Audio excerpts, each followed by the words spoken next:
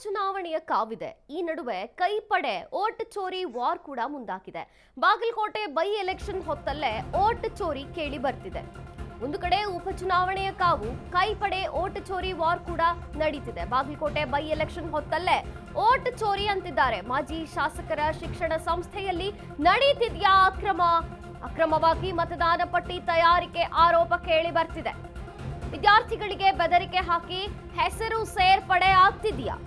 BJP ಮಾಜಿ ಶಾಸಕ ವೀರಣ್ಣ ಚರಂತಿಮಠ್ ವಿರುದ್ಧ ಆರೋಪ ಕೇಳಿ ಬರ್ತಿರುವಂತದ್ದು.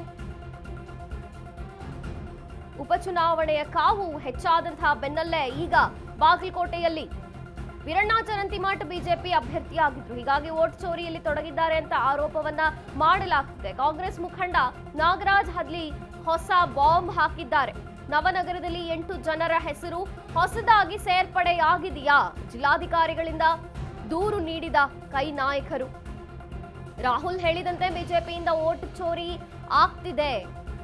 ವೋಟ್ ಚೋರಿ ಮಾಡಿ ಬಿಜೆಪಿ ನಾಯಕರು ಗೆಲ್ತಿದ್ದಾರೆ. ಗಂಭೀರವಾದಂತಹ ಆರೋಪ ಕೇಳಿ ಬರ್ತಿದೆ. ಜಿಲ್ಲಾಡಳಿತ ಕ್ರಮ ಕೈಗೊಳ್ಳದಿದ್ರೆ ಹೋರಾಟಕ್ಕೆ ಎಚ್ಚರಿಕೆಯನ್ನ ನೀಡಿದ್ದಾರೆ.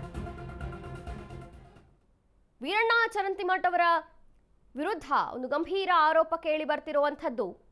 ಉಪಚುನಾವಣೆಯ ಕಾವು ಹೆಚ್ಚಾಗಿದೆ, ಜೊತೆಗೆ ವೋಟ್ ಚೋರಿ ಎನ್ನುವಂತಹ ಮಾತುಗಳು ಕೇಳಿ ಬರ್ತಿದೆ. ಬಾಗಲಕೋಟೆಯಲ್ಲಿ ಬೈ ಎಲೆಕ್ಷನ್ ಹೊತ್ತಿದು. ಮಾಜಿ ಶಾಸಕರ ಶಿಕ್ಷಣ ಸಂಸ್ಥೆಯಲ್ಲಿ ಅಕ್ರಮ ನಡೀತಿದೆ ಅಂತ ಆರೋಪ ಇದೆ.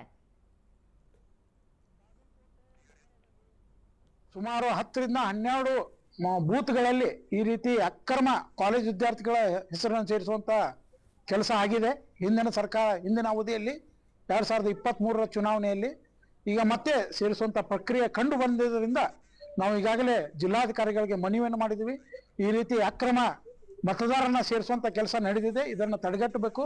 ಈಗಾಗಲೇ ನಾವು 2023ರ ವೋಟರ್ ಲಿಸ್ಟ್ ಅನ್ನು ಹಿಡ್ಕೊಂಡು ನಾವು ಚೆಕ್ ಮಾಡಿದಾಗ ಸುಮಾರು 3 ರಿಂದ 3.5 ಸಾವಿರ ವಿದ್ಯಾರ್ಥಿಗಳ ಅಕ್ರಮ ಹೆಸರು ಸೇರ್ಪಡೆ ಕಂಡು ಬಂದಿದೆ. ಯಾಕಂದ್ರೆ ಅಕ್ರಮ ಯಾಕೆ ಹೇಳ್ತಾ ಇದೀವಿ ಅಂದ್ರೆ, ಒಂದು ಹಾಸ್ಟೆಲ್ನಲ್ಲಿ ಒಂದು ರೂಮಲ್ಲಿ 3 ಜನರಿಗೆ ಭಾಳ ಅಂದ್ರೆ ವಸತಿ ವ್ಯವಸ್ಥೆ ಇರುತ್ತೆ, ಅಕೊಮಿಡೇಷನ್ ವ್ಯವಸ್ಥೆ ಇರುತ್ತೆ. ಆದ್ರೆ ಒಂದೇ ರೂಮಲ್ಲಿ 10 ಜನರದ ಹೆಸರನ್ನು ಕೊಟ್ಟಿದ್ದಾರೆ. ಒಂದೇ ರೂಮಲ್ಲಿ ಅದು ಬರೇ ಹೆಸರನ್ನು ಕೊಟ್ಟಿಲ್ಲ, ಗಂಡು ಹೆಣ್ಣು 2 ಕೊಟ್ಟಿದ್ದಾರೆ.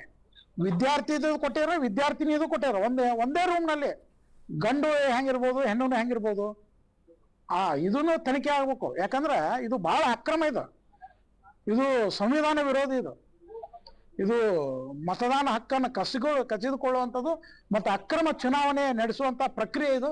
ದಯವಿಟ್ಟು ಜಿಲ್ಲಾಧಿಕಾರಿಗಳು ಮತ್ತು ಸಂಬಂಧಪಟ್ಟ ಚುನಾವಣೆ ಅಧಿಕಾರಿಗಳು ಇದರ ಬಗ್ಗೆ ಸೂಕ್ತ ತನಿಖೆ ಮಾಡಿ ಸ್ಥಾನಿಕ ಚೌಕಾಸಿ ಮಾಡಬೇಕು. ಎಲ್ಲ ಮತದಾರರನ್ನ ಸೇರಿಸುವ ಮುಂಚೆ ಅವರು ಸ್ಥಾನೀಯ ಚೌಕಾಸಿ ಮಾಡಿ ಅವ್ರು ಬೇರೆ ಕಡೆ ಅವ್ರ ಮತದಾನ ಇಲ್ಲ ಅಂತಂದ್ರೆ ಅದನ್ನ ಮಾತ್ರ ಸೇರಿಸ್ಬೇಕು, ಇಲ್ಲ ಅಂದ್ರೆ ಅವ್ರನ್ನ ತೆಗೆದು ಹಾಕ್ಬೇಕಂತ ನಾನು ಇಲ್ಲಿ ಮನವಿ ಮಾಡ್ತಾ ಇದ್ದೀನಿ. ಬಾಗಲಕೋಟೆ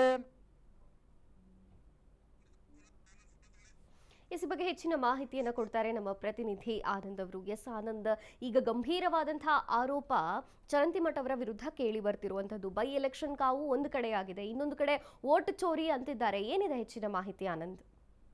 ಮಂಜರಿ, ಏನು ಅಂದ್ರೆ ಈಗ ಬಾಗಲಕೋಟೆಯ ಏನು ಒಂದು ಮತಕ್ಷೇತ್ರದಲ್ಲಿ ಉಪಚುನಾವಣೆ ಕಾವು ಇರುತ್ತಿದ್ದಂತೆ ರಾಜಕೀಯವಾಗಿ ಆರೋಪ ಪ್ರತ್ಯಾರೋಪಗಳು ಸಹ ಒಂದು ತೀವ್ರಗೊಳ್ಳುತ್ತಿದೆ ಅಂತ ಹೇಳ್ಬೋದು. ಯಾಕಂದ್ರೆ ಈಗ ಬಿಜೆಪಿ ಏನು ಇತ್ತೀಚೆಗೆ ವೋಟ್ ಚೋರಿ ಒಂದು ಪ್ರಕರಣ ಸಂಬಂಧಪಟ್ಟಂತ ಒಂದು ಆರೋಪ ಮಾಡಿದ್ರು. ಆ ಹಿನ್ನೆಲೆಯಲ್ಲಿ ಈಗ ಕಾಂಗ್ರೆಸ್ ಪಕ್ಷದವರು ಸಹ ಒಂದು ವೋಟ್ ಚೋರಿ ಆಗ್ತಾ ಇದೆ ಅಂತ ಹೇಳಿ ಒಂದು ಆರೋಪ ಮಾಡ್ತಿದ್ದಾರೆ.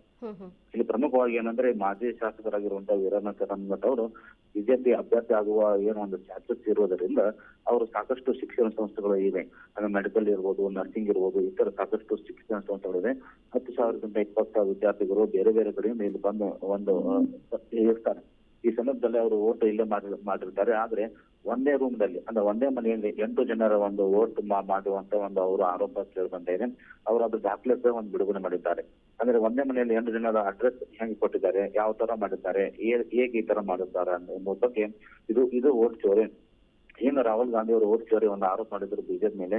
ಬಾಗಲಕೋಟೆಯಲ್ಲಿ ಸಹ ಇಂಥ ಒಂದು ವೋಟ್ ಚೋರಿ ನಡೆದಿದೆ ಎಂದು ಒಂದು ಕಾಂಗ್ರೆಸ್ ಮುಖಂಡರು ಒಂದು ಆರೋಪ ಮಾಡಿದ್ದಾರೆ. ಈ ಬಗ್ಗೆ ಜಿಲ್ಲಾಧಿಕಾರಿಗಳು ಸಹ ಒಂದು ಮನವಿ ಸಲ್ಲಿಸಿದ್ದಾರೆ. ಮನವಿಯಲ್ಲಿ ಒಂದು ಸೂಕ್ತವಾಗಿ ತನಿಖೆ ಆಗಬೇಕು. ಇಂಥವರನ್ನು ಮತದಾರ ಪಟ್ಟಿಯಿಂದ ಕೈ ಬಿಡಬೇಕು, ಇಲ್ಲದಿದ್ದರೆ ನಾವು ಉಗ್ರ ಹೋರಾಟ ಮಾಡುತ್ತೇವೆ ಅಂತ ಹೇಳಿ ಅವರೊಂದು ಒತ್ತಾಯ ಮಾಡಿದ್ದಾರೆ. ಜೊತೆಗೆ ಜಿಲ್ಲಾಧಿಕಾರಿಗಳು ಸಹ ಒಂದು ಮನವಿ ಕೊಟ್ಟು ತಮ್ಮ ಬೇಡಿಕೆಯನ್ನು ಈಡೇರಿಸುವಂತ ಒಂದು ಆಗ್ರಹಿಸಿದ್ದಾರೆ. ಮಂಜೂರಿ. ಓಕೆ ಆನಂದ್, ಥ್ಯಾಂಕ್ ಯು ನಿಮ್ಮೆಲ್ಲ ಮಾಹಿತಿಗಾಗಿ.